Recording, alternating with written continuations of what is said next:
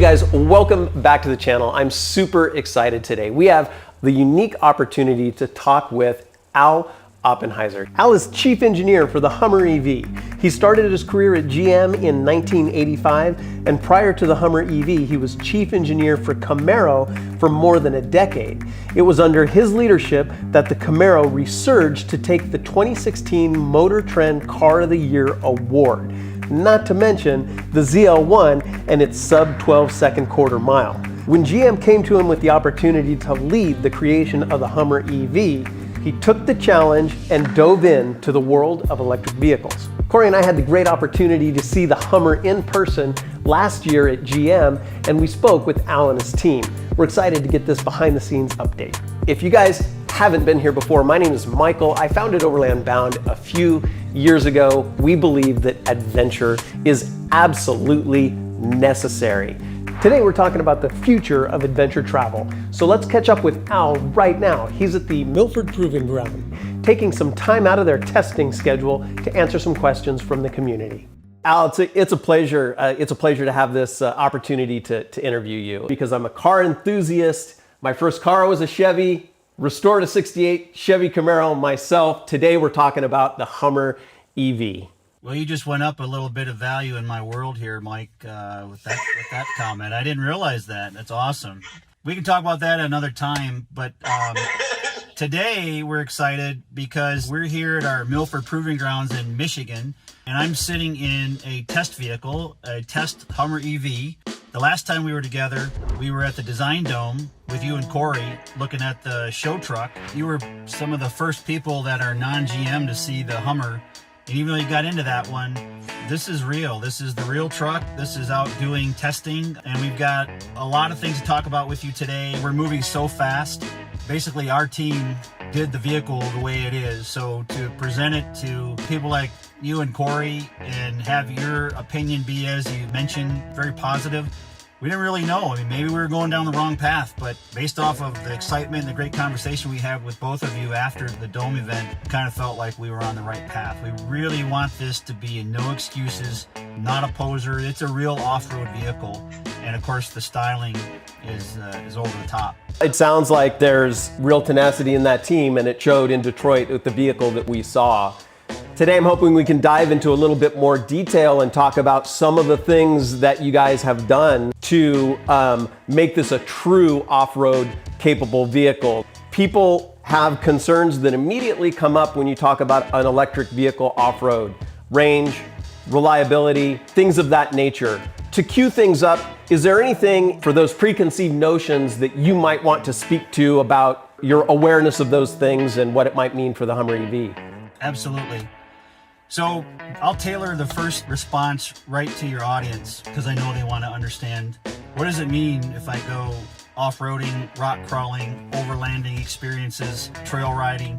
So I'll give you a scenario here. So with an EV, there's a lot of range anxiety. With an EV that's the size of the HUMMER, of course, that would be magnified. And then I'm going off-road, there's no charging stations in the middle of Moab, and a lot of people have no idea what an electric vehicle is, and can I plug my phone in, will it drain my range? So let's say that you want to go camping at a spot that's 100 miles from home, and you want to stay for 10 days, right? So you load the family up, you load your gear up, you get a full charge on your HUMMER from home, you're ready to go, you drive your 100 miles, you go to your trailhead, you go find your camping location.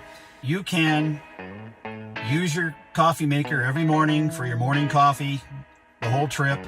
You can leave your cooler plugged in the whole time. You can plug your electric griddle in and cook 3 squares a day. You can leave your lights on, you can watch your TV, you can crank your music, and then you got enough range to get back home, that 100-mile trip back home, and you haven't done anything other than leave with a full charge when you leave your home.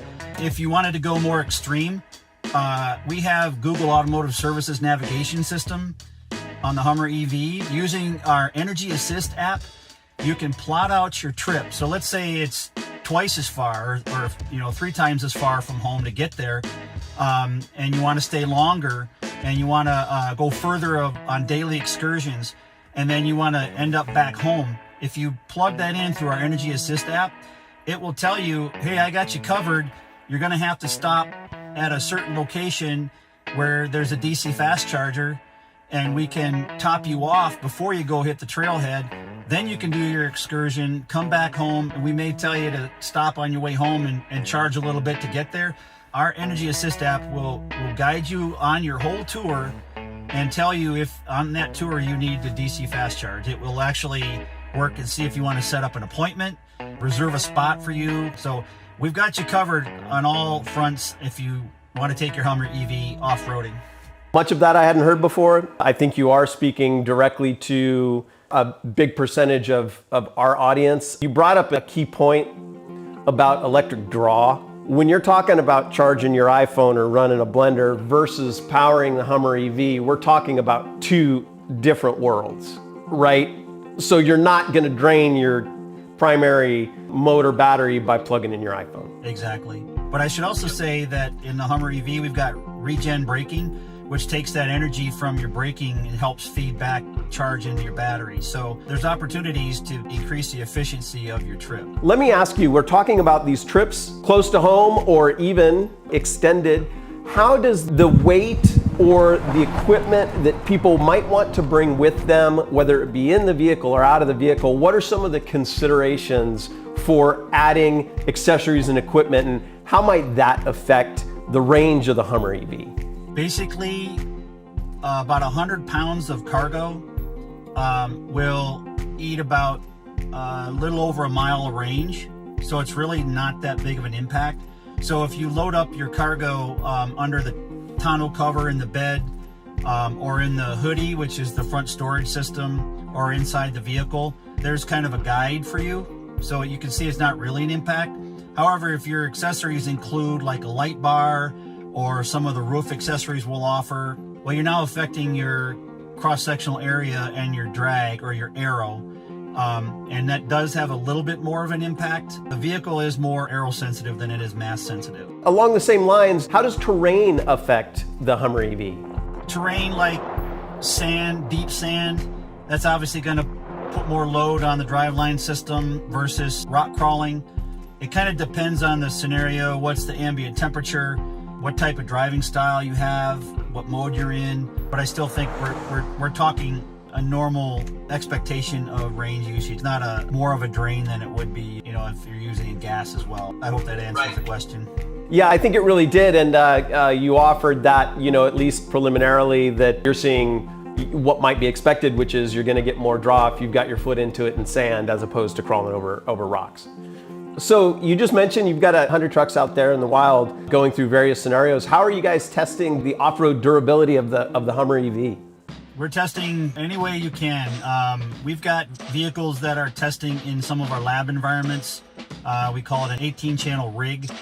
What it does is it takes data from the road systems, and it basically will set it up on this multi-post simulator, and it will run the structural durability for, you know, up to 1 million miles, runs 24 hours a day. So we've got trucks doing that. That takes us way out into the 100, 200, 500,000 mile range to see what happens to the structure. We're also running schedules in that durability that match some of the off-road routes as well. Besides that, we've got vehicles up north doing winter testing right now. We've got vehicles out west on Sorrel Trail. We're going to Moab soon. We've got a lot of vehicles running around town that are starting to get photographed on social media that are running regular roads, highways, rural routes. And of course, we've got a lot of vehicles running here at our Milford Proving Grounds in Michigan. So it's just basically run them as long, as fast as you can. We've got 24-hour schedules. They never sit. When one team finishes, they will give it a charge and hand it over to the next person. Given the accelerated schedule we have, we don't have time to sit. So it's amazing how much testing is going on as we speak. You'll start to see them everywhere, and it's kind of neat that people are identifying them, taking pictures. I guess they're exciting a lot of people out on public roads. Yeah, I can tell you, you're exciting a lot of folks in our community as well. It'll be great to start to see them. So my understanding is the first version of the Hummer EV has a 3-motor configuration. Can you tell us a bit about that?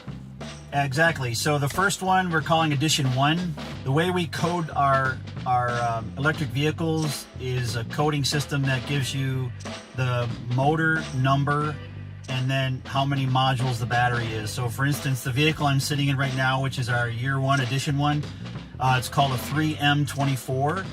So it's a 3 motor, 24 module pack battery. So this vehicle has 3 basically identical motors. The 2 in the rear are opposing each other, and then there's a third one in the front. They help generate 1,000 horsepower, and then of course that monster number of the 11,500 pound-feet of torque. A couple things about the motor is that the 2 rear motors that are opposed, all the motors are inboard, they're not at the wheel, but the rear motors have no mechanical link to each other, so they're true independent. They control each motor, allows us to do torque vectoring so that we can do things like yaw control one side versus the other. It's huge for a truck like this to be able to control individual wheel yaw control, individual torque vectoring, in fact at all 4 wheels. You know, in that whole scheme of why would somebody consider an electric vehicle, we can multiply the motors and increase the horsepower and the torque capabilities. In a real world scenario, I rely on my lockers all the time, and I know it's not a one-to-one comparison between my drivetrain and the Hummer EV drivetrain. Maybe you can talk to it from that perspective. If I'm looking for locker type capability, what does that mean with the Hummer EV? Good question. So the front motor has a true locker. The rear is an e-locker. It's an electronic locking diff. We call it an E 4-wheel drive. Because there are no mechanical links side to side on the rear motor, there's also no mechanical links from the front to the rear. That allows us to split out the gear ratios front to rear.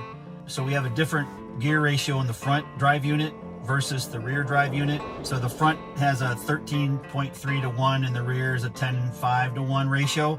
That allows us to control the power that we need front and rear. When you can do that, we can use the power that the 3 motors provides to give us the performance numbers that we have. In fact, we had to back the torque off the front drive units to keep the tires on the ground. Otherwise it becomes a big drag car. The capabilities of using 3 electric motors that we can torque vector off of, true standard locker in the front and e-locker in the rear, is a real enabler for us, some of our performance capabilities. You know, I started to visualize how I would be driving a Hummer EV, as I have many times in the past 2 months. And I'm picturing myself on the trail putting some of those traction control features to work. The physical aspect of being on the trail and protecting the Hummer EV. The Edition 1 is our off-road high performance variant. It does come with standard rock sliders. The rock sliders are capable of basically protecting the truck for half of its mass per side. So you've got plenty of security behind you that you're going to be good. The other protection we got a complete set of underbody skid plates. I should also mention that we got a feature, as you know, crab walk mode.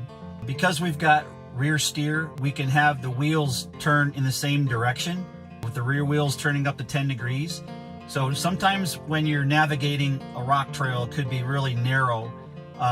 Rock sliders are definitely the key to make a successful run through your route, but sometimes there are those obstacles that you are a little worried about your right or left rear quarter because you're not going to be able to make the turn.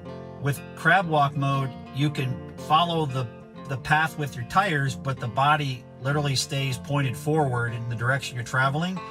The rear steer also will allow the rear wheels to oppose each other, so you've got the turning radius of a small sedan.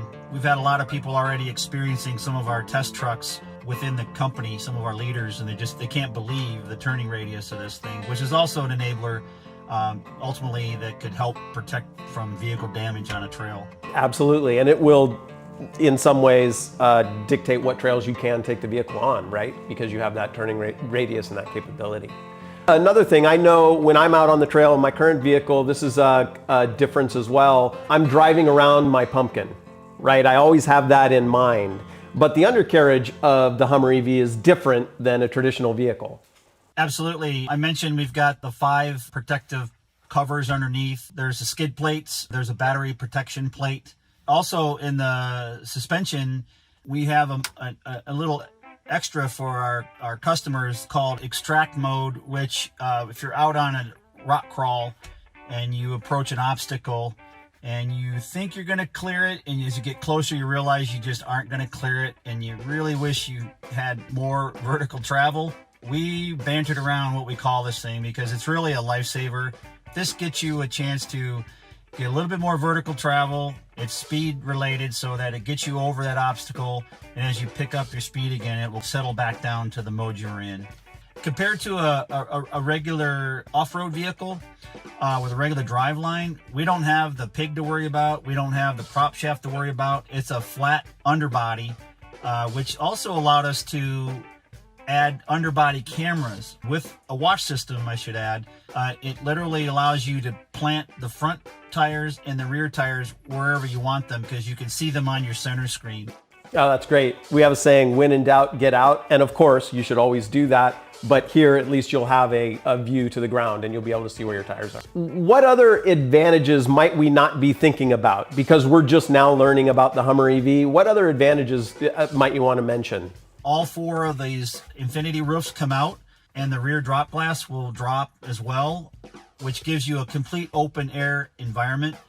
I think our customers will love the fact that if you're rock crawling, you're out enjoying nature. There's kind of a cool factor where you've got no engine noise or you hear your tires scrubbing and chirping. You know, it's just the sounds that you're able to enjoy are there for you because it's an EV. One of the reasons we're encouraging people to go and find that connection with nature is because of its benefits, and we feel more people should do it. So those features that you bring up, I think will, you know, I can only imagine, because I always hear the roar of the engine, and that has its own charm. But being able to feel even closer to nature as you're traveling is going to be, that'll be a great experience. I totally agree with you. It's a real important thing. The whole movement to EV, one of the offshoots is enjoying the world. Al, one question I had, I'm thinking about folks that are out there. I want to ask an obvious one, which is, hey, I'm splashing through water. This is an electric vehicle. What's my fording depth? What's the reality around water, going through water? Not to worry, our battery systems are completely sealed. All electrical connections are weather-tight connectors. In extract mode, you can water ford up to 32 inches. It's been a blast seeing the vehicle on YouTube and as we learn more, but I think people will gain a new appreciation for it, really be excited when they have the opportunity to see it in person. It's an incredible vehicle. It's really fun to see. Al, I've been excited to talk to you.